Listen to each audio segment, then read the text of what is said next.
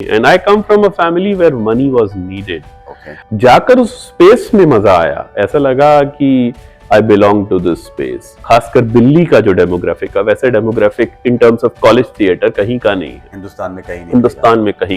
और अटेलियर जो theatre company मैंने 2004 में फॉर्म की थी, वो पैरेलली चलती थी। अच्छा। तो दोनों काम चल रहे थे। तो सुबह में मैं कॉलेज में क्लासेस में पढ़ाता था, उसके बाद 2-3 घंटे कॉलेज की थिएटर सोसाइटी को देता था और शाम में मैं अटेलियर करता था। तो एक अच्छा एक्टर बनने के लिए आपको क्या लगता है कि किन चीजों की, ये तो बिल्कुल मैंडेटरी है, बेसिक्स है, गिवन है कि ये तो होना ही होना है?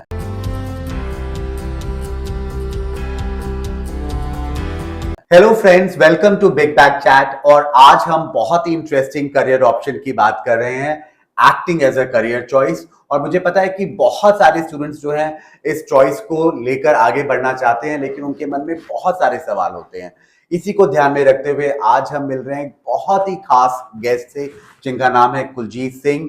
वो बहुत बड़ा थिएटर ग्रुप अटेलियर के नाम से चला रहे हैं 20 साल से, और उसके साथ साथ वो बहुत सारा काम जो है वेब सीरीज और सिनेमा में कर चुके हैं।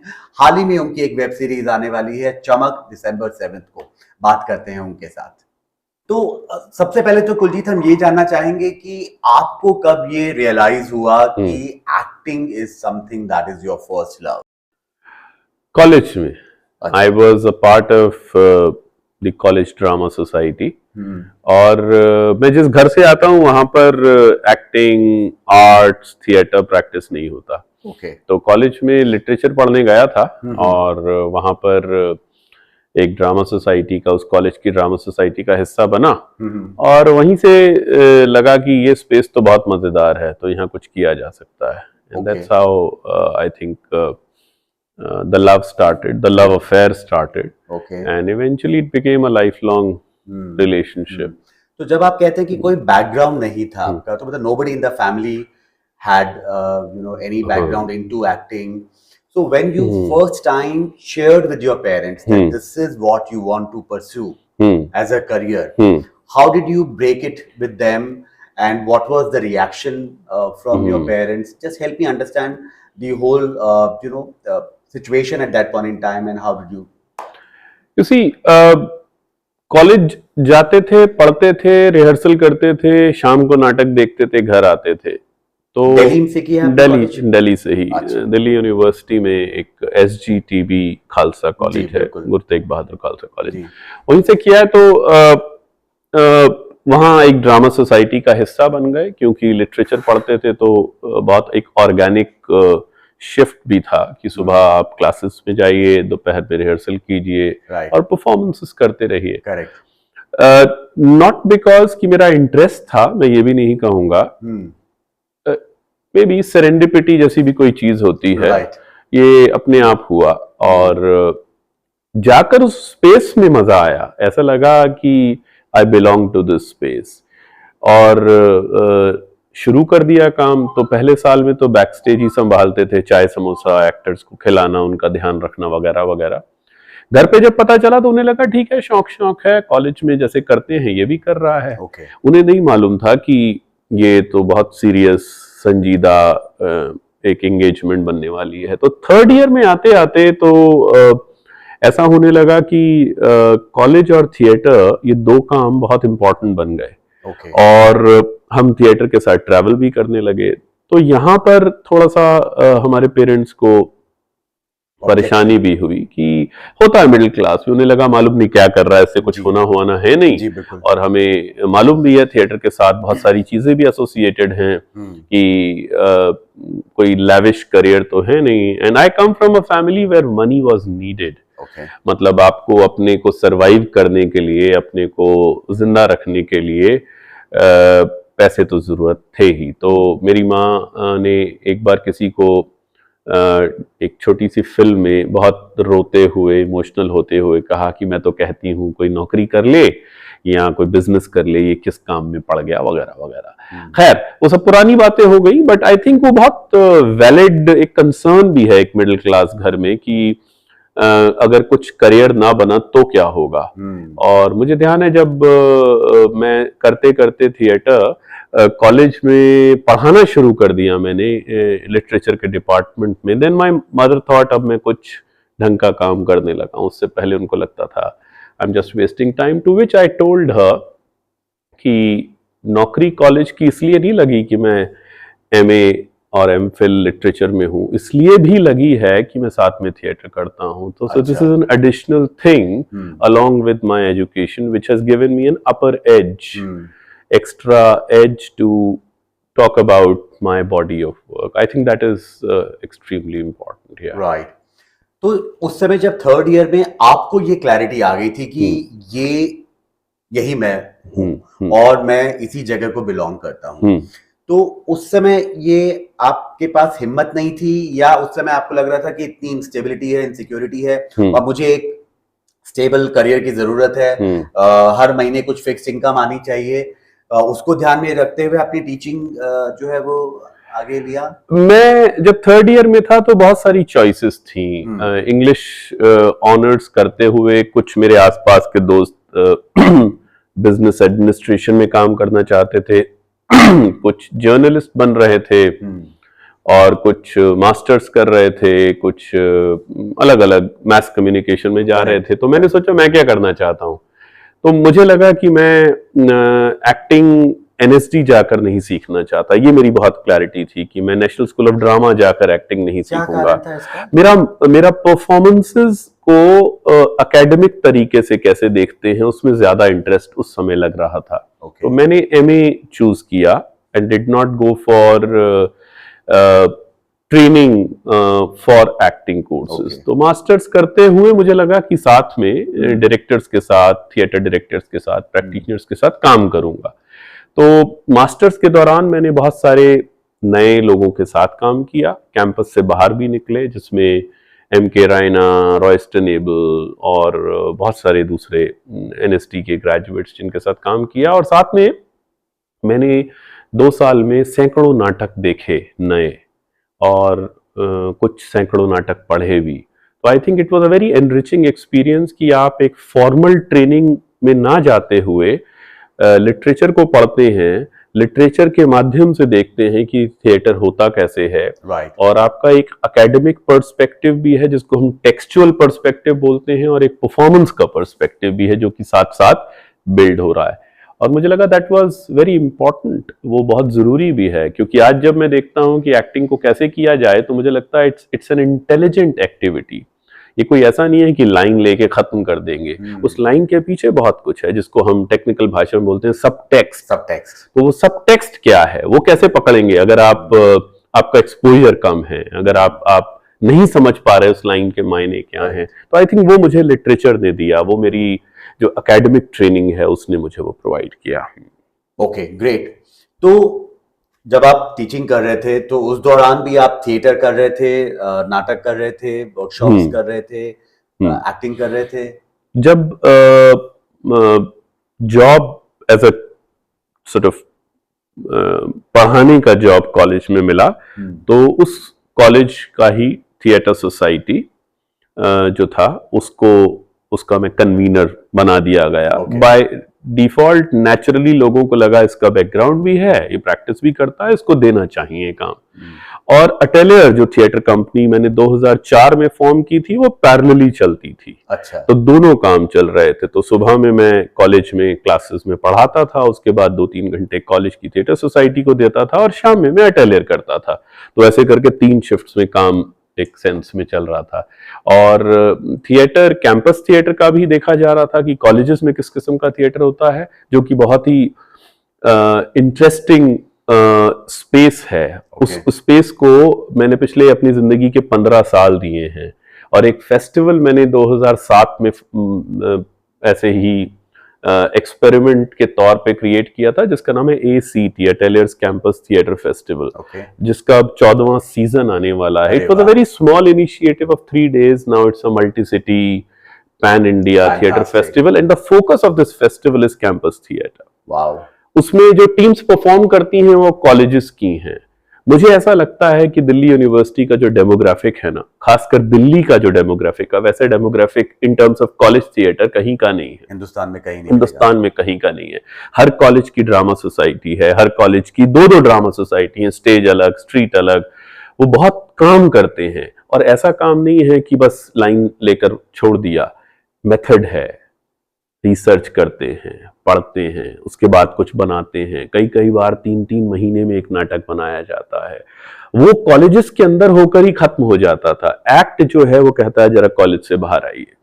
तो हम कहाँ करते हैं? हम कम्युनिटीज में करते हैं। मसलन कल्याणपुरी की कम्युनिटी में जाकर नुक्कड़ नाटक का परफॉर्मेंस होगा। मसलन किसी दूसरे कॉलेज में जहां थिएटर का चाल चलन नहीं है, वहां इस थिएटर को लेकर जाया जाएगा, परफॉर्म किया जाएगा। जैसे चंडीगढ़ में नीलम सिनेमा है, उसके सामने परफॉर्मेंस होगी।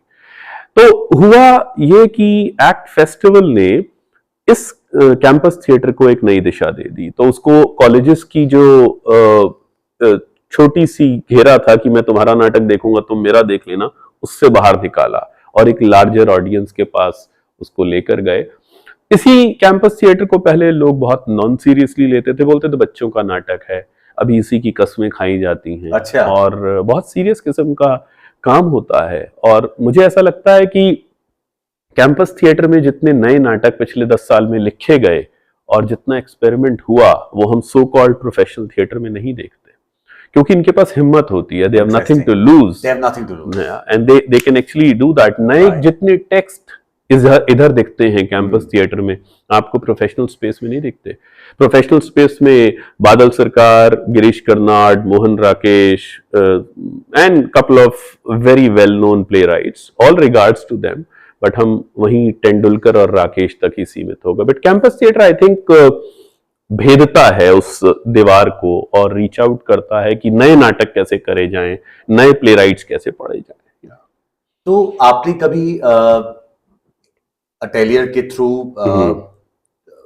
अपने प्लेस को थिएटर्स में लगाया है, कमर्शियली खोला है लोगों के लिए, और आम ऑडियंस जो है वो आकर देख सके, और इसको आपने उस तरह से भी ले जाने का सोचा है? बहुत बार, आई मीन 20 साल में अटेलियर कैंपस थिएटर्स का एक काम है। एक हमारी एक ऑफशूट है अटेलियर का, जिसको बोलते हैं ARC, which is atelier repertory company. ये इसेंशली अपने नाटक जिन टेक्स्ट में हमारा भरोसा है उनको बनाती है और ऑडियंस पब्लिक परफॉर्मेंसेस करती है। कर तो हम 2004 से रहे थे, लेकिन तब बस अटेलियर थिएटर ऐसे करता था कि एक शो बनाया, उसको जगह जगह ले जाके परफॉर्म करेंगे। 2010-11 में इसको थोड़ा कॉन्क्रिटाइज हुआ ये काम। 6 साल के मंथन के बाद हमने उसका नाम रखा ARC, अटेलियर रेपर्टरी कंपनी। तो वो क्या करेगी? It's a group of serious professional actors with lot of experience who come together and who create performances। और उन performances को लेकर शुरू में तो हम दिल्ली NCR कर रहे थे। अगर 2010 से देखें, 2016-17 में हमने नॉर्थ इंडिया का टूर किया। 2018-19 में कोविड से आने से पहले हम दुबई भी गए और रशिया भी गए। इसी साल 2023 में हमारे शो को ऑस्ट्रेलिया में एडिलेड फ्रिंज में भी बुलाया गया। अगले साल स्वीडन में एक फेस्टिवल है, वहां जाने की बातचीत है। तो ये पूरी जर्नी है 2010 ऑनवर्ड्स टिल 2023। हाँ, मैं इसलिए पूछ रहा था कि from the students point of view, कि अगर वो एक थिएटर ग्रुप को ज्वाइन करते हैं तो एक आम धारणा ये है कि एक पैसा नहीं बनाते हैं हम लोग जब थिएटर में होते हैं। हम सिर्फ for the love of acting, definitely it's a great place to be, but how will I run my family, how will I run my home? So when I'm listening to you, I can see very clearly कि you can make it commercially viable as well, and you can look at taking it as a an option where you can run your home or family. इसमें ना मेरी बहुत clarity है। मैं अपने case study की तरह देखता हूँ। अटेलियर में जितने भी एक्टर हैं वो सोलली डिपेंडेंट नहीं है थिएटर पे। ओके, मॉडल समझिए, हिंदुस्तान का मॉडल समझ लीजिए, एक्सेप्ट एक repertory company which is national school of drama repertory company, जिसमें एक्टर्स को सैलरी मिलती है जो कि सरकार देती है, मिनिस्ट्री ऑफ कल्चर देता है। बाकी जितनी भी रेपर्टरी कंपनीज है उनके पास इतने फंड्स नहीं होते कि वो एक्टर्स को महीने की सैलरी दे सके, ये पॉसिबल नहीं है। और अगर वो सैलरी दे भी पाते तो इतनी छोटी होती है जिससे आपके घर नहीं चल सकते। तो considering the social reality around us, atelier के 28 जो एक्टर्स हैं वो कुछ और भी करते हैं, इंक्लूडिंग मी। 10 साल में कॉलेज में पढ़ाता रहा, तो I was not dependent on अटेलियर।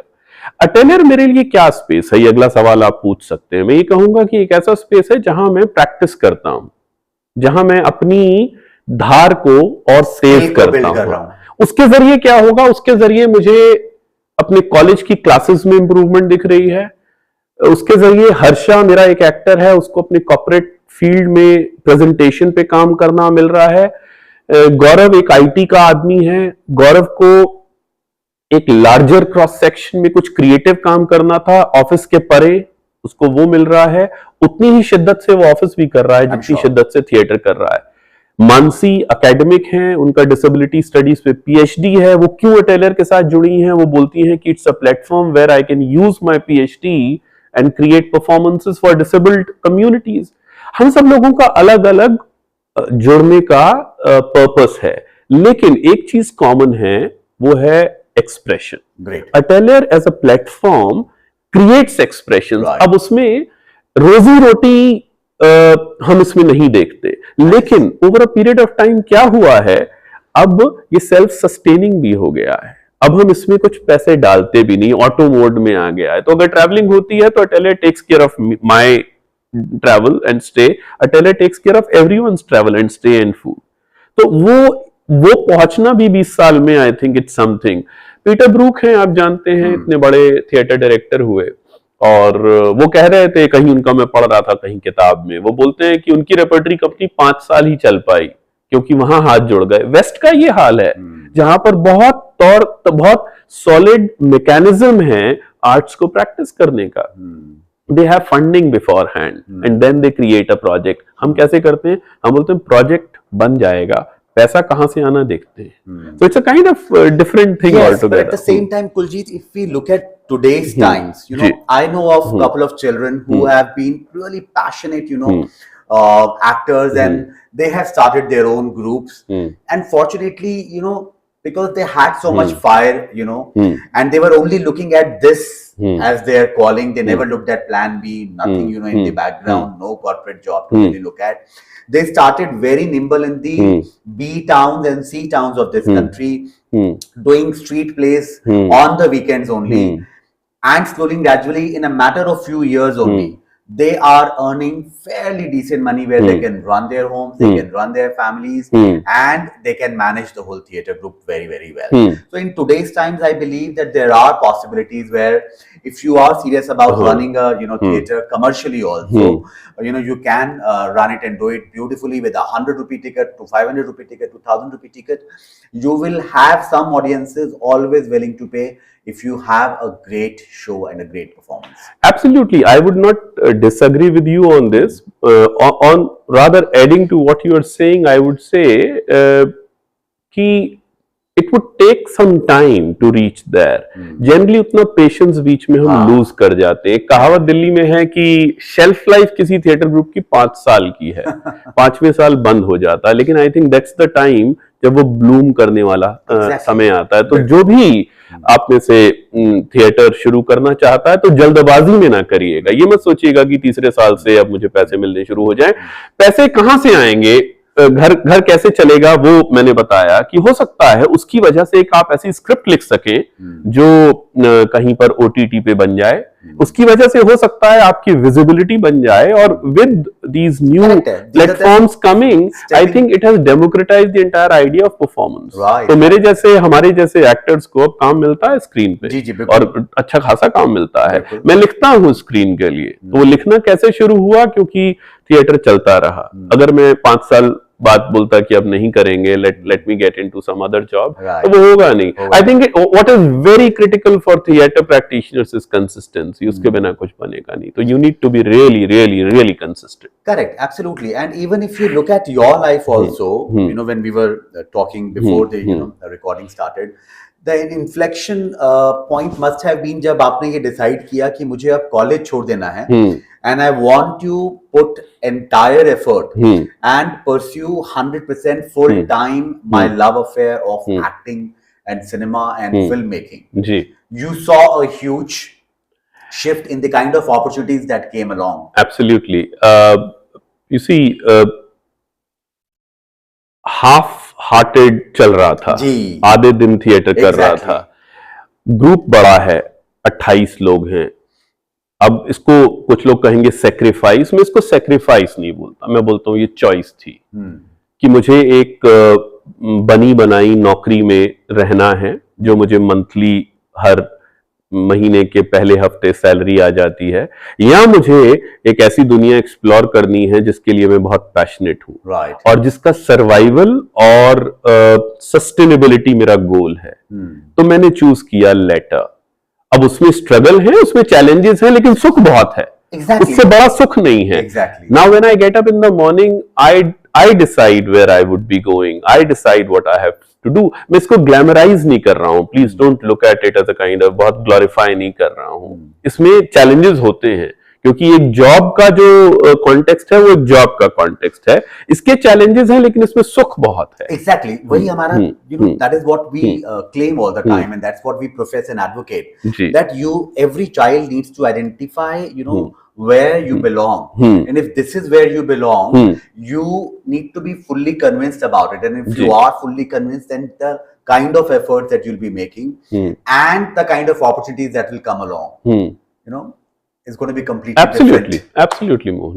वही and you never know कहाँ से क्या टर्न लेना है. जी बिल्कुल, आपको मालूम नहीं है.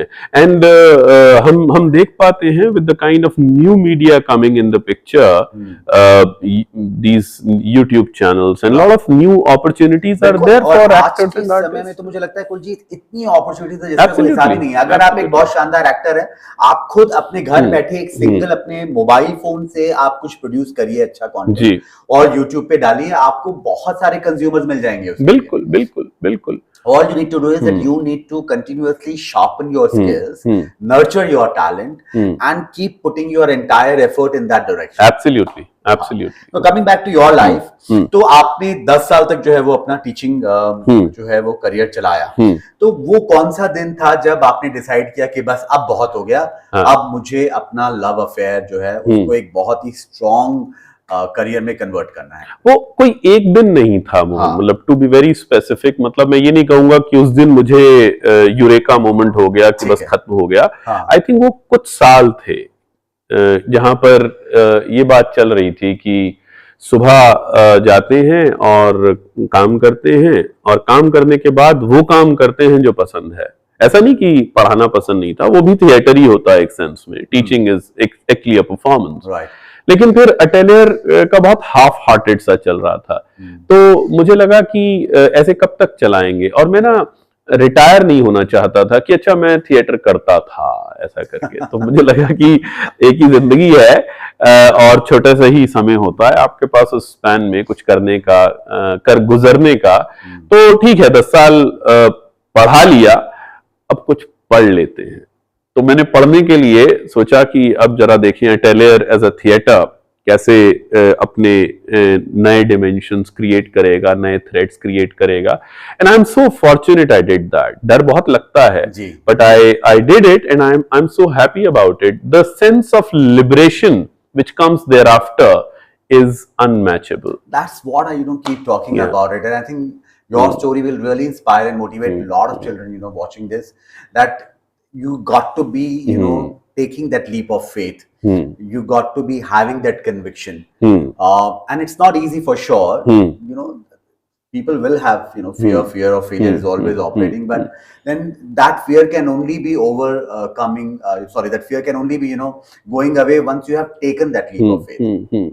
Absolutely. तो आपके पास acting assignments कब आने शुरू हुए? Margarita in the Straw कैसे आया आपके पास?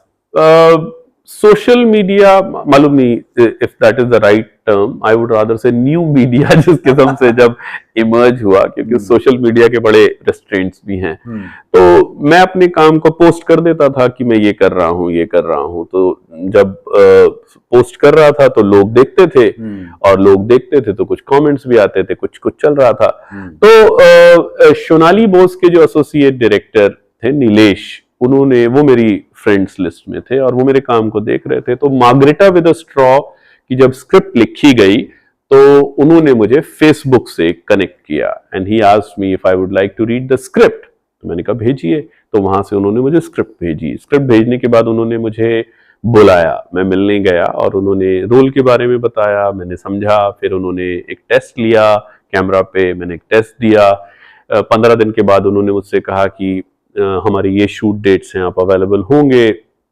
सोनाली को मैं पहले से जानता था, मैंने एक छोटा सा काम उनके साथ पहले किया था। Then I also met her and she was related to meet again, और ऐसे करके वो काम पूरा हुआ। और मार्गरेटा विद अ स्ट्रॉ में मैंने आई थिंक 15 दिन का दिल्ली का शूट था जो मैंने कमिट किया, and that was the perhaps the first meaty character which I did, और वो रोल खासा अप्रिशिएट भी किया गया। लोगों ने उस किरदार को बहुत पसंद किया, because that was the expectation out of it. और वो स्क्रिप्ट बहुत अच्छी थी, तो जब मैंने स्क्रिप्ट पढ़ी तो मुझे बहुत पसंद आई, और मैंने सोनाली और नीलेश दोनों को बोला कि I would like to commit for it. तो मैं ये कह रहा हूँ कि मैं कभी बॉम्बे नहीं गया, मैं अपना काम कर रहा था दिल्ली में बैठ के, अपनी ऑडियंसेस के साथ, अपनी कम्युनिटीज के साथ, अपनी कमिटमेंट के साथ कि मुझे ये करना है। तो वहां से एक आ गया काम, और उस काम के बाद ढेर सारे और काम आ गए। बट मैं अभी भी बहुत चूजी हूँ गेटिंग इनटू सिनेमा, ओटीटी। मैं थोड़ी सी धीमे धीमे कदम रखता हूं कि मैं ये करूंगा या नहीं करूंगा। मेरे लिए सोशल, कल्चरल, पॉलिटिकल कॉन्टेक्स्ट बेहद ही इंपॉर्टेंट है if I am committing for an assignment, be it theatre, be it cinema, कोई भी हो सकता है। कुछ लोगों के लिए ना हो, काफी लोगों के लिए नहीं भी है। तो मेरा पहला क्राइटेरिया यही होता है कि क्या ये काम जो मैं करने वाला हूं, इससे किसी किस्म का बदलाव हम लाने में के काबिल होंगे। जी। तो जब आपके पास Margarita with the straw was out there, it was very well appreciated, people recognized your work, the opportunities started coming immediately, या कुछ समय लगा आपके पास opportunities को आने के लिए? जब वो रिलीज हुई, उसको कनाडा का एक बहुत बड़ा फेस्टिवल है, टोरंटो इंटरनेशनल फिल्म फेस्टिवल, वहां पे अवार्ड भी मिला, क्रिटिक्स ने काफी लिखा। उसके बाद से वो रोल, जो कैरेक्टर मैंने प्ले किया था बल्लू का, उस किस्म का काम आना शुरू हो गया। इसमें भी कैच है, जब आप सिनेमा के किसी काम में, किसी एक किरदार में पॉपुलर होते हैं ना, तो आपको वैसा ही काम रिपीट करने को मिलता है। तो मुझे बहुत सारे स्टीरियोटाइप, तो वहां पर आपको बड़े रेस्ट्रेंट में होना होता है। मुझे दूसरे एक्टर्स का नहीं मालूम, मैं बहुत रेस्ट्रेंट में था। तो मैंने कहा कि वेल थैंक यू, मैं ये नहीं कर पाऊंगा, because it's more like repeating the thing. और मुझे लगा ये इंडस्ट्री जो है, खासकर हमारी बॉम्बे बॉलीवुड जिसको हम बोलते हैं, ये बहुत स्टीरियोटाइप करती है, ये आपको उसी किस्म के किरदार देती है। सिमिलर चीज हुई जब मैंने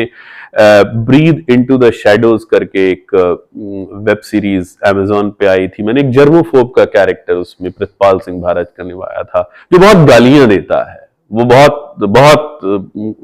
वो उसको एंजाइटी है गंदगी से, उसके बाद वो उल्टा पुल्टा बोलता है। तो जैसे ही वो फिल्म रिलीज हुई, वो ओटीटी पे, उसके उस सिमिलर किस्म के किरदार आना शुरू हुए कि कुलजीत ही अब्यूजेस वेल। तो गालियां भर भर के जिस रोल में है, वो कुलजीत के पास जाओ। तो उन्होंने कहा कि भाई अगर लेना है तो ये इनको गाली देने की जांच है, अकल है। ठीक है, तो उनको बहुत जबरदस्त तरीके से गाली देते हैं। तो वो I think that's how cinema sort of looks at us as actors। मुझे लगता है कि वो प्रॉब्लम है, स्टीरियोटाइप तरीके से ही देखा जाता है। और मेरे साथ तो दूसरी भी है ना, क्योंकि मैं पगड़ी भी पहनता हूं और दाढ़ी भी रखता हूं, तो मुझे किस किस्म के किरदारों में देखा जाएगा। तो मुझे तो टैक्सी ड्राइवर के किरदार में देखना पसंद करते हैं कुछ लोग, क्योंकि एक स्टीरियोटाइप वो भी है कि सारे जो सिख हैं वो टैक्सी ड्राइवर हैं। तो मैं तो पिछले 20 साल में मेरी लड़ाई यही है कि कैसे मैं इस स्टीरियोटाइप को तोड़ूंगा। मैंने कहा एक रेगुलर, यहाँ फिर दूसरा स्टीरियोटाइप मालूम है कौन सा, कि मैं बहुत ही अग्रेसिव हूं, मैं जमीन से नलका तोड़ दूंगा और मैं हु हा करूंगा। ये दो किस्म के स्टीरियोटाइप हैं और वो सभी कम्युनिटीज के साथ हैं जो कि बॉलीवुड ने बनाए हैं। मसलन आप देखें कि किसी भी अंडरवर्ल्ड डॉन की बात हो तो एक खास कम्युनिटी के रिप्रेजेंटेशंस चलती हैं। लैंडलॉर्ड हो तो पारसी वावा ही होता है हमेशा, ऐसा क्यों है? और अगर बारगर्ल हो तो वो जूली क्यों होती है, आज तक मुझे ये समझ नहीं आया। सिमिलरली अगर कोई सिख कैरेक्टर है तो वो टैक्सी ड्राइवर और या बहुत गुस्से वाला आदमी ही किया। ये सारे स्टीरियोटाइप्स थे। When I started working I was also trying to deal with this and try to break it. तो मुझे लगता है जिस किस्म का काम पिछले 20 साल में मुझसे हुआ, जो मैं कर पाया, वो एक सेंस में कॉन्टेस्टेशन भी दे रहा है उन सब बनी बनाई परंपराओं को। जी। तो कुलजीत, अगर एक बच्चा जब एक्टिंग को एज अ करियर आज देख रहा है, स्पेशली हम उन बच्चों की बात कर रहे हैं जो राइट आफ्टर स्कूल और right after college is looking at this as a very strong career option, right, how one can go about it and make a decent career?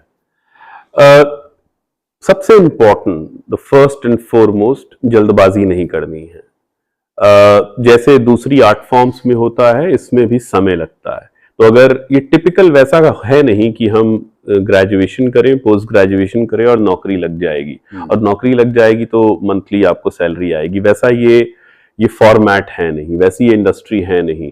तो आप पहले तो अपने को ट्रेन करते हैं मल्टीपल तरीके से। आप अपनी बॉडी को ट्रेन करते हैं, आप अपनी लैंग्वेज स्किल्स ट्रेन करते हैं, आप अपने थॉट प्रोसेसेस को ट्रेन करते हैं, आप कैरेक्टर बनाने की समझ बनाते हैं और अपने को प्रेजेंटेशन मिलाते हैं। तो एक तो वो समझ हो गई। उसके बाद आप फिर टेस्ट्स देते हैं, ऑडिशंस देते हैं। उस ऑडिशन में आप कहीं सिलेक्ट होते हैं, कहीं सिलेक्ट नहीं होते।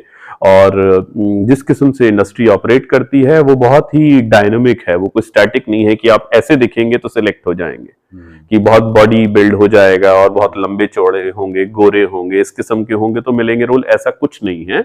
ये भी एक मिथ है जिसको हमें समझना पड़ेगा और तोड़ना पड़ेगा। तो we need to train ourselves first and give time to the form. एक बार वो समझ आ जाएगी तो उसके बाद आई थिंक काम बहुत हो रहा है और बहुत सारे नए चेहरे हम देख पा रहे हैं। लेकिन एक चीज ध्यान रखने की जरूरत है कि हमें काम आना जरूरी है, और वो काम आता है समय से। Experience really matters. तो अगर जल्दबाजी में करेंगे कि 3 साल के बाद मैं स्टार बन जाऊं, ऐसा होता नहीं है, ऐसा होगा नहीं। तो समय बहुत जरूरी है। Very good. तो अब तक की बातचीत से जो मैंने समझा आपकी बातचीत से, कि एक तो बच्चों को इंश्योर करना चाहिए कि वो अपनी क्वालिफिकेशन अगर एक्टिंग में बनाएं तो उतना ही समय वो अपनी कला को निखारने में और शार्पन करने में लगा रहे हैं। बिल्कुल, वो फर्स्ट स्टेप है towards building this career. Second step जो मुझे लगा कि आपने कहा बीच में कि जो भी आप काम कर रहे हैं, you must ensure that you put out that work on all possible social media or wherever you believe you can put that up work out. जी। तीसरी चीज जो मुझे लगी आपकी बातचीत से वो ये कि पेशेंस आप रखें और आप ये जरूर कोशिश करें कि आप नए नए लोगों से मिलते रहें, बातचीत करते रहें और अपने काम को आप आगे से आगे दिखाते रहें। जी जी, आई थिंक ये बहुत इंपॉर्टेंट, बहुत जरूरी है कि आप जो बना रहे हैं उसको लोगों तक पहुंचाएं भी, as you rightly pointed out. और अब तो हमारे पास न्यू मीडिया पड़ा है, आपको अपने काम को शोकेस करने के बहुत सारे माध्यम है। आज से 20 साल पहले ये सब चीजें नहीं थी, कुछ नहीं था। तो द वर्ल्ड हैज चेंज, और आगे 2 साल में क्या होने वाला है यू डू नॉट नो। और फिल्म मेकिंग अब बस बड़े कैमरे और बड़े फॉर्मेट में नहीं है, फिल्म मेकिंग बहुत अलग अलग तरीके से भी हो रही है। तो हम सब लोग क्रिएटिव हो सकते हैं उस सेंस में, और लाइवलीहुड वहां से निकल भी सकती है। एग्जैक्टली। और अब मुझे लगता है कि जैसा आपने कहा कि अब तो सारे क्लीशेज हमने ब्रेक कर दिए, so you don't need to look like a certain way to be a lead actor, to be the main protagonist of a movie और अ वेब सीरीज। तो आप अपने काम में अगर बहुत बेहतरीन हैं तो आप एक मिडिल एज भी हो सकते हैं, आप किसी भी जेंडर से हो सकते हैं, आप किसी भी लुक से हो सकते हैं, किसी भी बैकग्राउंड से हो सकते हैं। You need to know your skill really well. Absolutely. And there are enough stories written today, picking up each one of these characters as lead, protagonist, main protagonist. And सोचिए ना मोहन, अब जिस किस्म की कहानियां आप देख पाते हैं थ्रू OTT, वो पहले नहीं देख पाते थे। पहले हमें जिस किस्म की कहानियां सुनाई जाती थी वो बहुत ड्रीम लाइक कहानियां थी, उसमें एक हीरो है और एक हीरोइन है जो कि किसी क्लास को बिलोंग करते हैं और उतनी कहानियों तक हम सीमित थे। बट अब देखिए आपका नेक्स्ट डोर बॉय की भी कहानी है, नेक्स्ट डोर गर्ल की भी कहानी है, एक ड्राइवर की भी कहानी है, एक मेड की भी कहानी है। तो ये चेंज आ गया, ये बहुत इंपॉर्टेंट, बहुत बहुत खूबसूरत चेंज है। और उस चेंज में आई थिंक हम सब लोग क्रिएटिव बीइंग्स उसको यूज कर सकते हैं, उसका फायदा उठा सकते हैं और उससे अपना करियर डेफिनेटली बना सकते हैं। अब अगर हम बात करें कुलजीत की, इसमें स्ट्रगल तो डेफिनेटली है जैसा कि आपने कहा, लेकिन अगर हम शुरुआती असाइनमेंट्स की बात करें कि जब आपको बहुत ही इनिशियल फ्यू असाइनमेंट्स मिल रहे हैं जो कि मेन लीड कैरेक्टर्स नहीं है, आप सपोर्टिंग कास्ट है, वहां पर किस तरह की इनकम आप एक्सपेक्ट कर सकते हैं? देखिए बिल्कुल जो एंट्री लेवल के लोग होते हैं उनको पर डे का मिलता है, इट्स बेसिकली पर डीएम का है, तो वो भी कम नहीं होता, ऐसा नहीं है कि बहुत कम है। जो मुझे समझ है, मुझे लगता है anything like 5,000 rupees per day is given to an actor who is hired for a day, and वो अगर नया एक्टर भी है तो आप जैसे जैसे सीनियरिटी आपकी बढ़ती है वो पर डे का जो कॉस्ट है वो बढ़ा दिया जाता है। और आप एक समय के बाद आपको ये भी लगेगा कि आप 365 दिन शूट नहीं करना चाहेंगे, कोई भी नहीं करना चाहेगा, मैं तो बिल्कुल ही नहीं करना चाहूंगा। मैंने अपने लिए एक बेंचमार्क रखा है कि 50 दिन का अगर साल में शूट हुआ that's the end of it. इससे ज्यादा शूट बहुत मुश्किल हो जाता है अनलेस और until the project is such कि उसमें आपको 100, 150, 200 दिन शूट करना है। नहीं, जनरली मैं एज एन एक्टर मुझे लगता है कि 50 दिन इज गुड इनफ, क्योंकि उसके अलावा मेरा थिएटर और लिखने पढ़ने का बहुत सारा और काम चल रहा होता है। तो या that's the kind of money you get. अब सोचिए अगर आपको 10 दिन का काम महीने में मिल जाता है और आपको मतलब इनिशियल 5,000 पर डे का भी मिलता है, तो you have some money to run your daily things, survive yourself. अगर मैं आपसे पूछूं कि theatre versus acting you know into commercial mediums, आप क्या रेकमेंड करेंगे बच्चों को from the you know commercial viability point of view? From मैं देखिए अगर बिल्कुल इसको क्लियरली समझें तो जो कमर्शियल काम है वो सिनेमा है या ओटीटी है, क्योंकि उसमें प्रोड्यूसर है, प्रोडक्शन है। हम थिएटर अभी भी जब करते हैं तो वो थिएटर को ही सरवाइव करने के लिए ही कर पाते हैं। उसमें बहुत ज्यादा आप ये एक्सपेक्ट करें कि आपको सैलरीज मिल जाएंगी and you will make money out of it, तो वो मुश्किल होता है। और खासकर जब आप एक थिएटर ग्रुप को रन करते हैं तो उसके चैलेंजेस दूसरे किस्म के होते हैं। तो working with a director and running a theatre group are two different things. मैं ये कहूंगा कि थिएटर और सिनेमा ये सेपरेट ना समझे, ये एक ही काम है। जिस इन दोनों में जो कॉमन है वो है एक्टिंग।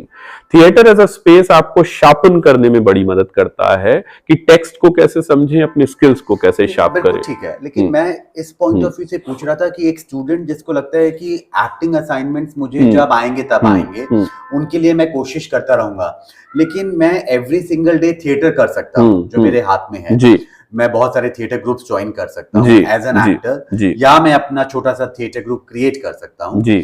तो how do I make that theater group commercially viable, successful enough to run my home or you know the 4-5 people that are associated with me?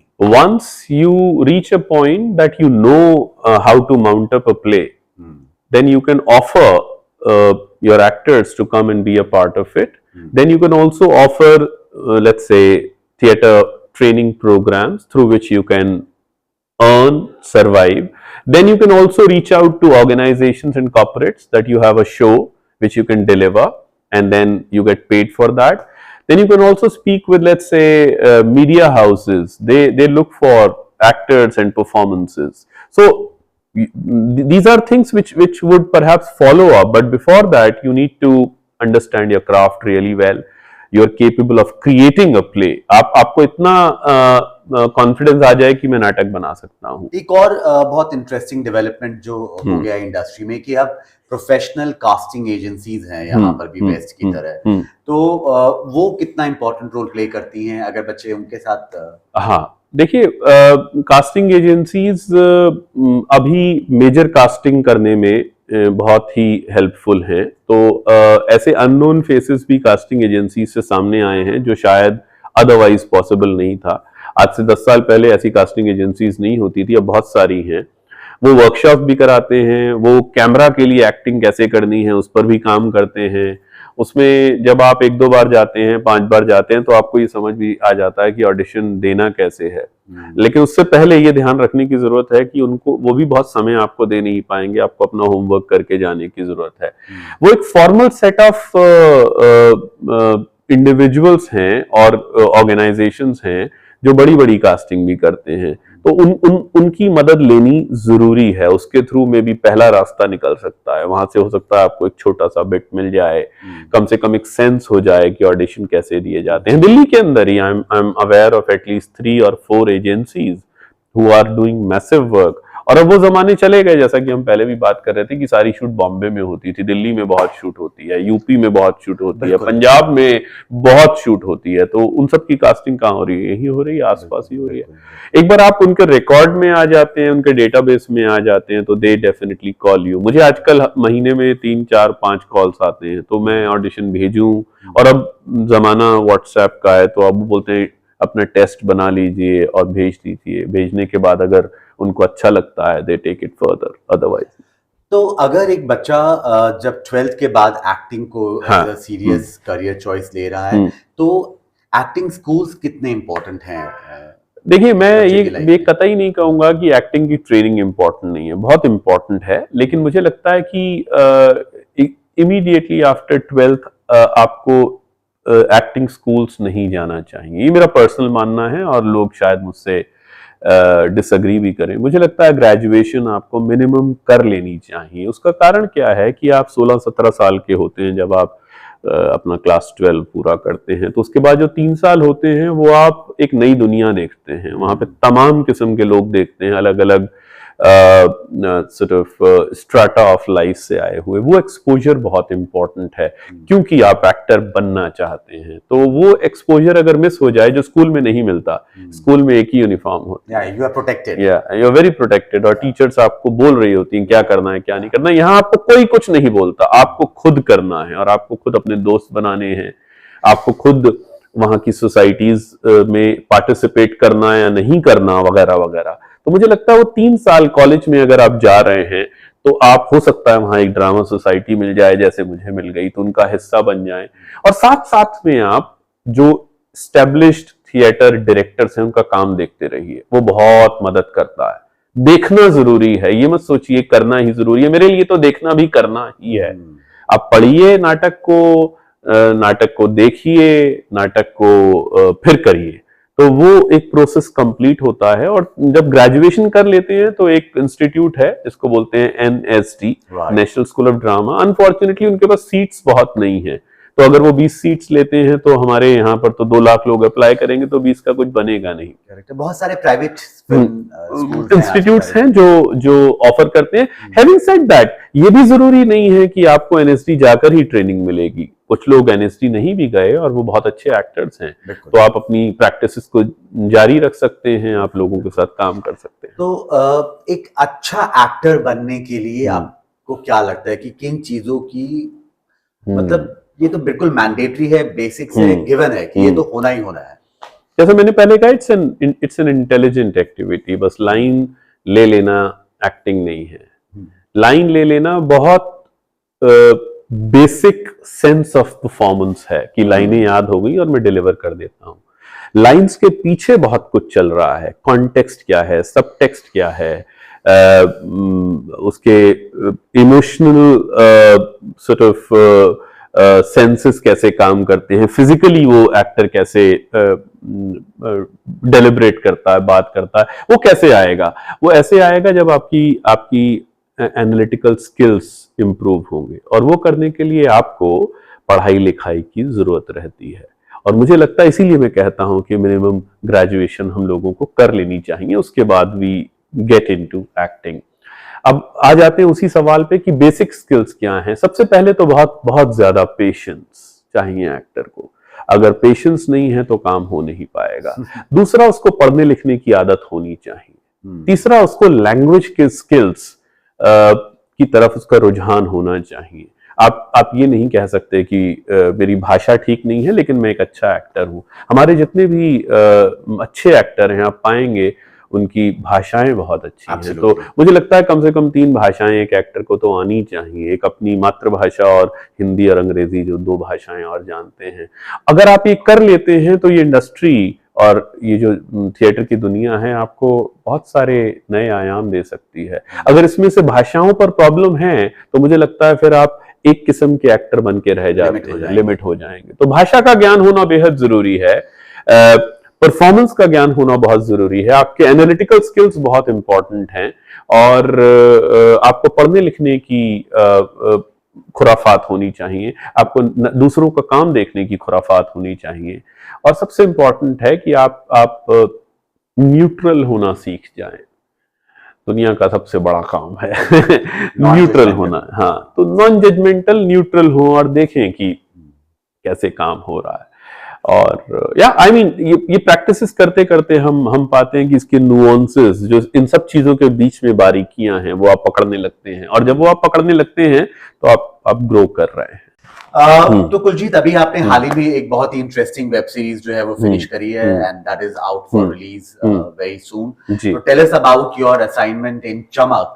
हाँ। और क्या एक्साइटिंग रहा इस किरदार में, क्या चैलेंजिंग रहा, और जो कुछ भी आप शेयर करना चाहते हैं। December 7th को स्ट्रीमिंग होगी सोनी लिव पे। और चमक बनाई है रोहित जुगराज चौहान ने, वो बॉम्बे बेस्ड फिल्म डायरेक्टर हैं। और it's a web series about the Punjabi music industry और उसका जो डार्कर साइड है, उसमें क्या क्या चलता है, क्या होता है, उसको लेकर 1990s में एक किरदार है जो हम जानते हैं, अमर सिंह चमकीला, उनका मर्डर हुआ while he was performing, he was shot dead। तो कहीं ना कहीं कहानी वहां से इंस्पायर्ड भी है। और उसके बाद काफी सारे और राजनीतिक मसलों को वो देखती है। तो it's a social political commentary about the music industry in Punjab. So I'm playing a character who's a journalist, और वो एक दलित जर्नलिस्ट है। और उसने अपने हे डेज में जो चमकीला हैं उनको बहुत सुना है और वो उन्हें बहुत पसंद करता है। अब जब उनका मर्डर हो जाता है तो he goes mad और वो इन्वेस्टिगेट करते हैं। उस इन्वेस्टिगेशन में कुछ सुराग उनके हाथ में लगते हैं और कुछ वजहों से उनको जेल में डाल दिया जाता है, उन पर मार पिटाई होती है। तो मेरा ये हाथ टूटा हुआ है उसमें। और वो जब जेल से वापस आते हैं तो his family is devastated, he becomes a drunkard. तो वो पूरी जिसका मर्डर हुआ उनका बेटा कनाडा से वापस आता है और वो इन्वेस्टिगेट करता है। तो I become a part of that investigation. So that's the kind of brief about चमक। क्या होता है, कौन मर्डर कर रहा है और क्यों कर रहा है, वो आप जब देखेंगे तो आपको पता चलेगा। इसका जो फर्स्ट सीजन है, विच इज फर्स्ट 6 एपिसोड्स, ये December 7 को रिलीज होंगे। Thank you so much for sharing those. आखिरी सवाल मेरा होगा कि जितने भी स्टूडेंट्स आज की तारीख में एक्टिंग को अपने स्ट्रॉन्ग करियर ऑप्शन लेके चल रहे हैं, आपकी क्या सलाह, एक राय, परामर्श क्या होगी उनके लिए? धीमे धीमे चलें, समझते रहें, देखते रहें, पढ़ते रहें और जंप ना कहें कभी भी कि मैं बस यही करना चाहता हूं। पहले समझ लें कि आप बने हैं इसके लिए। कई बार हम on the face of it हमें लगता है मैं बना हूं, बट जाने के बाद लगता है नहीं, this is not the domain I wanted to work in. तो गो स्लो। और जैसा मैंने कई दफे पहले कहा, एक बार और मैं बोल देता हूं, पेशेंस इज द की। उसके अलावा और कुछ बनेगा नहीं। धीमे धीमे से ही चीजें बनेंगी, आपकी समझ भी बनेगी और आप भी लोगों की समझ में आना शुरू करेंगे। So go slow, but figure out if this space is something you belong to. Yeah. Great. Thank you so much. Thank you. Thank you so much.